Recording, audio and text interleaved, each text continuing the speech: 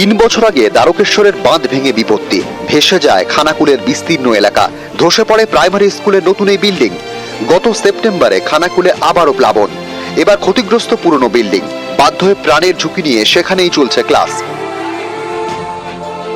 Pre primary থেকে class 5, 6টি ক্লাসের পড়ুয়াদের জন্য মাত্র 2টি ঘর, তাই কখনো ক্লাস হয় স্কুলের মাঠে বসে, কখনো আবার মিড ডে মিলের রান্নাঘরে পড়াশোনা।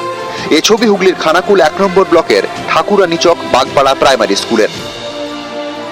ছেলেরাও আতঙ্কের মধ্যে আছে এবং আমরাও আতঙ্কের মধ্যে আছি যে ছেলেরা কিভাবে ওইখানে থাকবে, কিভাবে পড়ে যদি যায়, বা আতঙ্কের মধ্যে আছি আমরাও।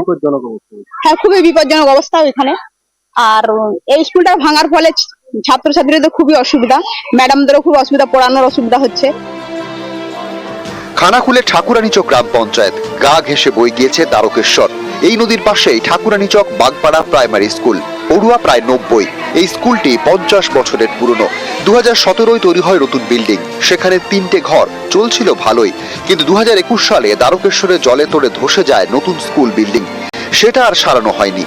বাধ্য হয়ে ফিরতে হয় পুরনো বিল্ডিং এ, সেখানেও বিপত্তি। গত সেপ্টেম্বরে টানা বৃষ্টিতে ফুঁসে ওঠে দ্বারকেশ্বর, ভেসে যায় খানাকুলের বিস্তীর্ণ এলাকা। ক্ষতিগ্রস্ত হয় ঠাকুরানীচক বাগপাড়া প্রাইমারি স্কুলও। পুরনো বিল্ডিং এর দেওয়ালে ফাটল, খসে গিয়েছে প্লাস্টার, তার মধ্যেই চলছে পড়াশোনা। কখনো ঝুঁকি নিয়ে ক্লাস করে, কখনো মাঠে বসে, কখনো আবার রান্নাঘরে। নদীর বাঁধ ভেঙে একটা পুরো নতুন বিল্ডিং, যেটা আমরা 17 সালে করেছিলাম, সেই 17 সালে পুরো বিল্ডিংটাই নদীর কোলেতে ঢুকে গেছে। তারপর থেকে আমরা বিভিন্নভাবে বিভিন্ন জায়গায় সরকারি দপ্তরে আমরা দরখাস্ত করেছি, কিন্তু কোনো রকম সাহায্য আসেনি। 6টা ক্লাসে 2টো ক্লাসকে মাঠে নিয়ে গেলাম, নিয়ে যে বসিয়ে করাই। এমনকি রান্না চালার কাছে একটা শেড আছে, সেই শেডেতেও আমরা বসে ক্লাস করতে বাধ্য হই। এবারে বিধ্বস্ত যে বন্যা হলো, মানে আরো স্কুলের অবস্থা খারাপ হয়ে গেছে। তার মধ্যে বাগপাড়া প্রাইমারি স্কুল অবশ্যই আছে। ওই স্কুলটায় সবখানে বাচ্চা পড়াশোনা করে, 2টো মাত্র ক্লাসরুম, দুয়ারে বসে, গাছতলাতে বসে। ওটা হয়ে যাবে, হবেই।